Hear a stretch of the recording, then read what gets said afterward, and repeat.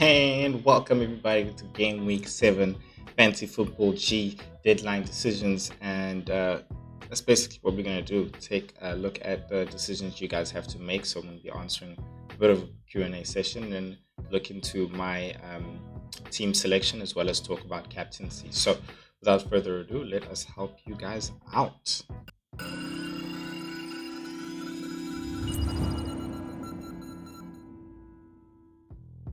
All right. Now, getting straight into it, guys. The main question here is, Cat, should we be bringing in Cole Palmer? Now, a whole lot of you guys have jumped onto this train, and I'm just going to say one word, Madueke. What? What do you mean, Cat? Guys, sometimes you guys are just like too trigger happy to jump onto and chase points, you know? And I say this because look, Cole Palmer's a good asset nonetheless. He's clearly you can see he's ticked along very well. I think he's only really blanked in two games, which is the first game and the game against Bournemouth. But now, why were we not hopping onto this guy when he had a good run of green fixtures? It's only now after the guy bangs 4 goals in like a half are we like, okay, we have to get Cole Palmer. We have to get Cole Palmer. And my thing is just that, look, Chelsea has definitely shown improvement. Like, look, guys, we're getting things in a row and we definitely performing now. But this is what you expected with these type of fixtures that they've played.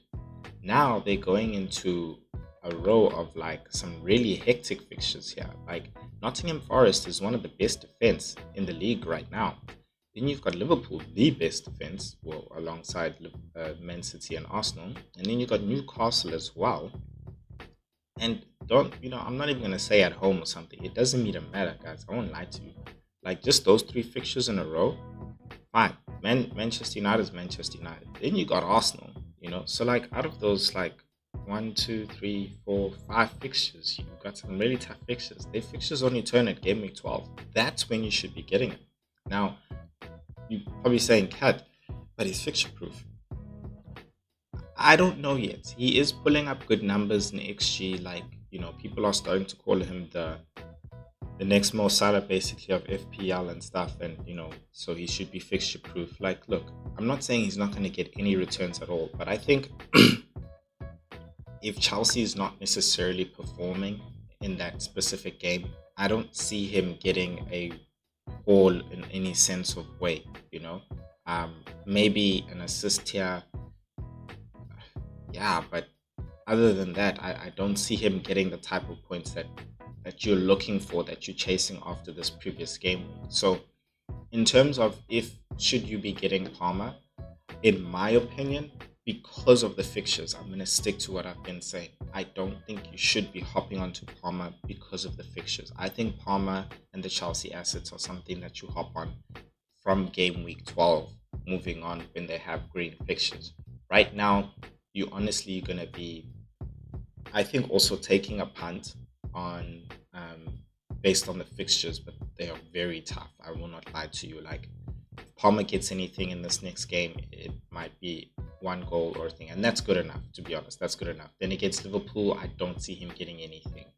Newcastle, maybe an assist or something. Man United, maybe a goal or something. Arsenal, nothing. Yeah, maybe that sounds good, but I just feel like there's other players that could be giving you a better run of points, which most like Man City assets, and we'll get to that later on because that's the direction that I'm going to be going into as well. I myself will be taking a punt, but yeah, let's just let's pause there and then we'll see. Brandon Johnson. All right, guys, fine. He's been in form. I'm not going to lie, he has. But I'm just not convinced, and I think also mainly because of their team.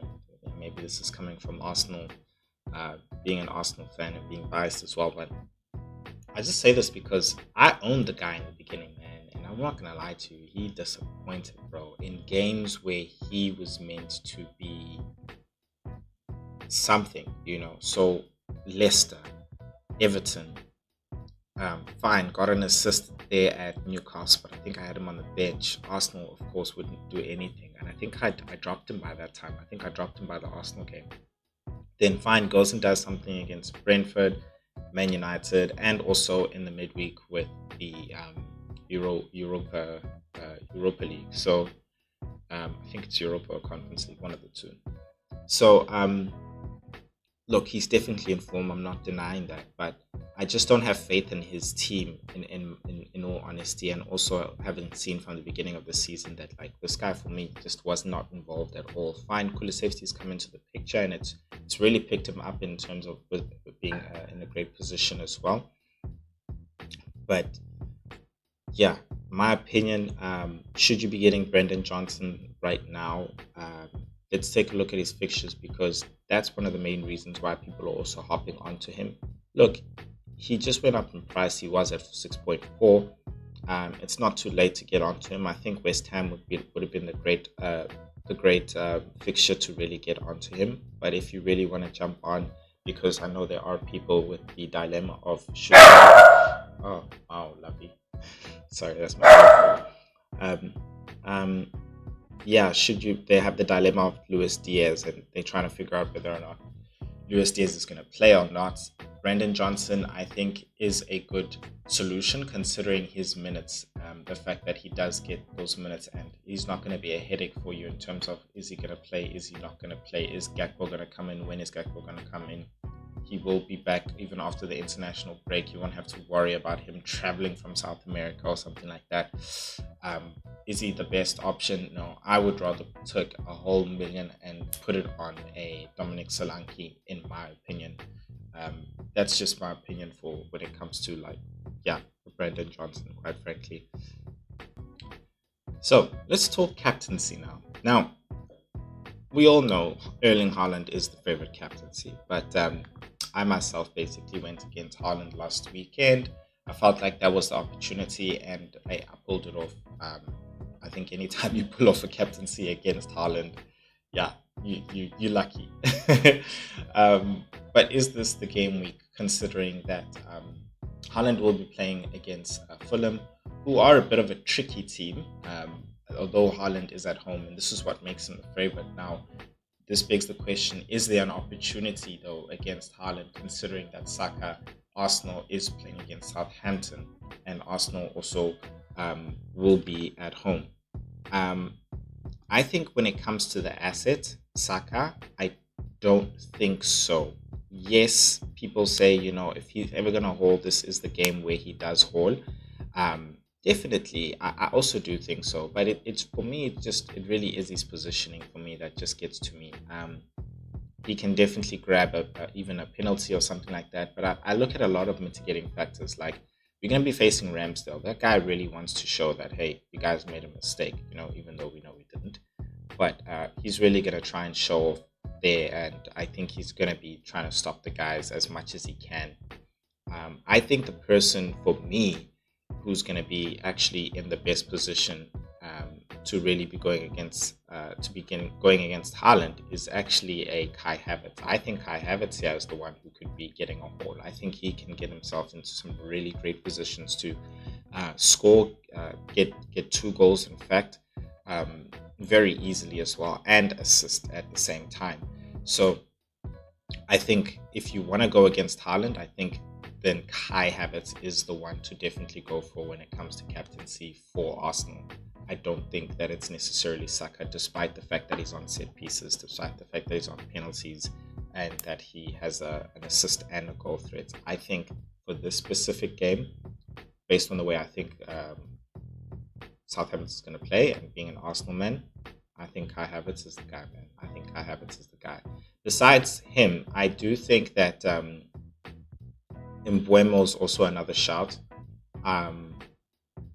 because he's playing against Wolves, and Wolves haven't had a really good run of fixtures, and that's what's led them down to the bottom of the actual fixture. But this is Mbeumo at home, basically.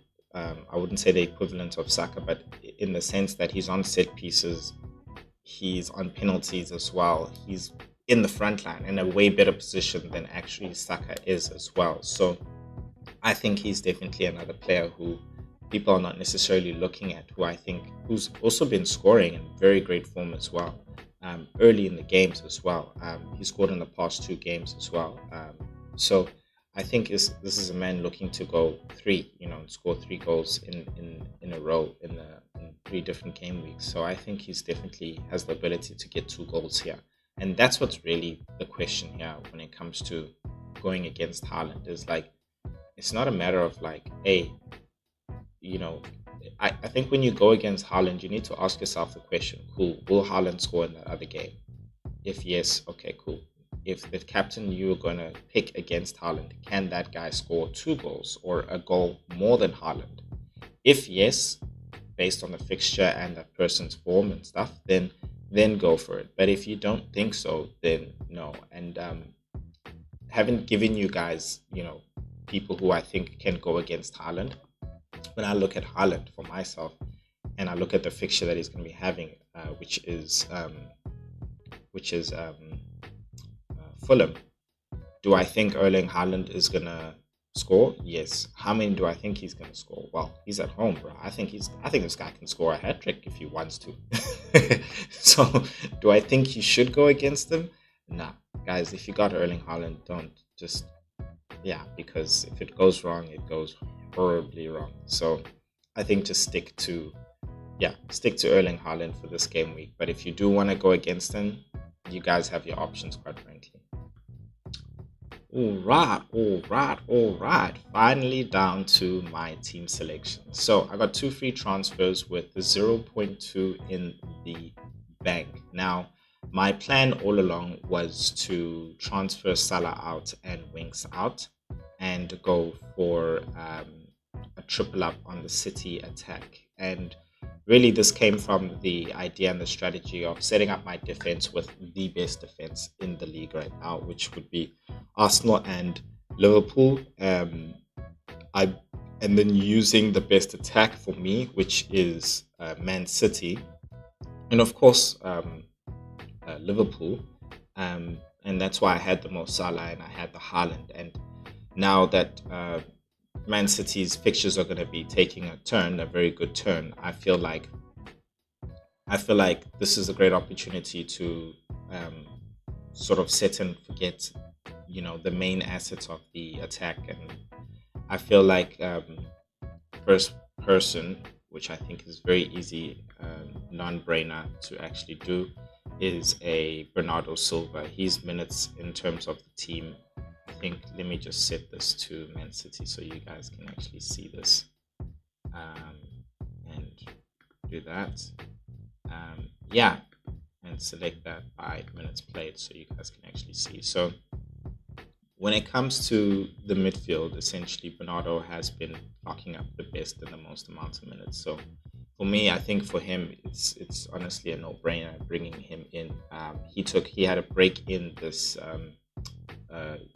midweek in the Champions League, so he's definitely going to play. And what I do love about him is that he picks up those central positions, so he's definitely available there for the cutback and even person to put that final ball through for Haaland as well. And also as well, I feel like he can be a 90-minute man, considering that he's been clocking a lot of 90 minutes, quite frankly. Had a break against Brentford, which is absolutely fine.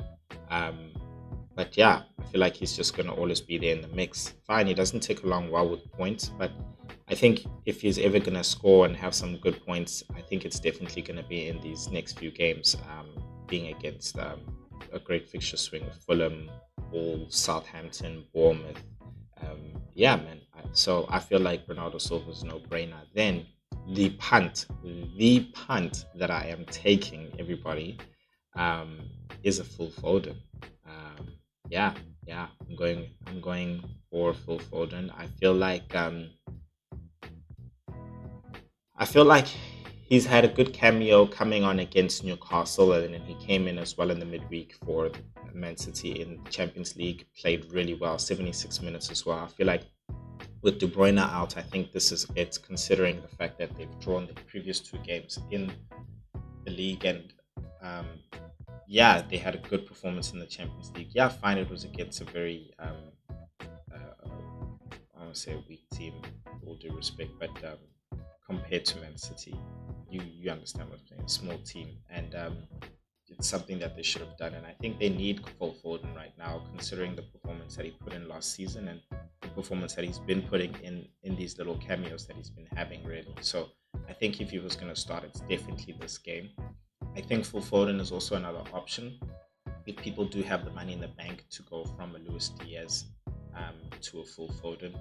And, they've said that KDB might be back in game week 8, but nonetheless, I think even if he was, I don't think that Phil Foden will be immediately yanked out of the team, especially when he's putting up good performances like this as well. I think Kevin De Bruyne definitely will come into the team, and I think even a Bernardo Silva might be seen moving to the right hand side. I think Savio's the one who position might be in and out, depending on the teams as well. Savio's almost like the right-sided Doku in the sense of he's a very good one-on-one dribbler, and so Man City need to unlock the defense. Then you're looking at players like a Savio and a Doku on the wings. But if Man City are looking to really control the game and pass it, then I think you're looking at Phil Foden's, De Bruyne's, and a Bernardo Silva in that team to essentially, control the game and just get a lot of goals, considering through balls and stuff for Haaland as well. So for me, I'm gonna take this punt. I have been considering Cole Palmer. I'm not gonna lie. Because, like I mentioned earlier on, he is a good asset, guys. Nonetheless, I am seeing the potential in him, in the sense of, not the potential, I am seeing the gift in him, in the sense that, like, look, this guy, he can perform, in any game or so. But I think it's just the fixtures for me that really get to me. Like, I can't put my head around those fixtures. Like, if Chelsea's not having a good game, I don't see Cole Palmer having a good game, in my opinion. And that's my thing. It's his team as well as the fixtures. So I would rather take a punt on Phil Foden. And let's just hop on to my fantasy football hub and look at how I've actually put that team together. As you can see over here, let's just let it load. So you can see I've put that team together over here, and I just want to show you basically moving forward what the idea is. I basically want to manage my team going towards game week 12, because that's when the next fixture swing happens, and we want to hop onto players like Cole Palmer and other teams as well. So I will have basically, this will be my game week 7 team lineup, and going on to game week 8, this is when Semenyo's team, Semenyo starts to play some hard fixtures, and so then this is what my team is basically going to be looking like, with Vardy and Calvert-Lewin having some great fixtures, Southampton and Ipswich. So I'm going to be bringing them on. I'm going to bring Foden on as well, of course, against Wolves, Fulham, Rodgers, and Wemmo against Man United. I'm very happy with those fixtures, and the Arsenal guys having Bournemouth, and then of course Pedro Porro's fixtures also turning with Tottenham. So I won't need to make a transfer at that point. I'll have one transfer at game week 8. By game week 9, the team is sort of going to look similar. Very happy to keep them like that, even with Calvert-Lewin playing at home as well as Vardy playing at home. It's going to be tough fixtures. Arsenal's going to be playing Liverpool, but I'm very happy to play Arsenal at home against Liverpool. I think they can sneak a clean sheet there, with Rodgers playing against Bournemouth and the guys at City playing against Southampton, as well as Mbeumo playing against Ipswich. I think the team looks good with 2 free transfers there. Then you've got another 3 transfers there by game week 10. We got Arsenal playing Newcastle. Arsenal away is very good when it comes to clean sheets. I can then decide to start bringing in the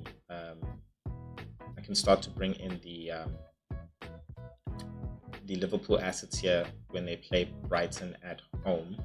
I can bring them in there as well. And then we've also got Calvert-Lewin and Vardy having switched teams, playing now Ipswich and Southampton as well. As much as they're away, I'm still happy with those fixtures. Rodgers playing Tottenham. I'm happy for him to play Tottenham. think Rogers is second striker at Aston Villa, guys, for 5.3 that he is now. Absolutely okay with that. So the team really looking the same. Um, and then I can also move on there to 4 free transfers. And again, this is like provided, of course, there's no injuries or anything. And even if there are, like I'm saying, I've got 4 free transfers. I don't mind making those transfers. I don't think I'm gonna need all 5 of my transfers by the time I get to game week 12. But I'm just showing you this in the purpose that um, I think the team looks very good to be able to move on without actual transfers. So yeah, I think even here I can bring out Morgan Rogers, play Aston Villa at home, Brentford. I'm very happy for. Now they're playing at home, so I'm very happy to move things around. I think the team definitely looks good. That definitely looks good. Yeah, I can move things around, even decide to make transfers at this point if I want to with 4 free transfers, or just hold out to that last moment, game week 12, when I know Chelsea's fixtures definitely do take a turn. For example, here, um, okay, well you can't see it here, but yeah, they'll do take a turn, and yeah, really good, really happy with that. So um, I'm really happy with the way my team's turned out, and happy to hold out until then. And because I've used my wild card, that's really what the idea is, for people who are holding their wild card, quite frankly, until game week 12. I feel like that's my best strategy to be able to get the players I need when those fixtures turn as well, and be able to manage my team as well with a great defense and a great attack as well. So yeah, yeah, definitely. So guys, I will be taking a break, honestly, but it's going to be international break after this game week. So if you guys want to check out some of my old content as well, then please do so over here and over here. But other than that, I want to say good luck for game week 7, and yeah, take a break, take a mind off everything, and have a good game week 7, guys.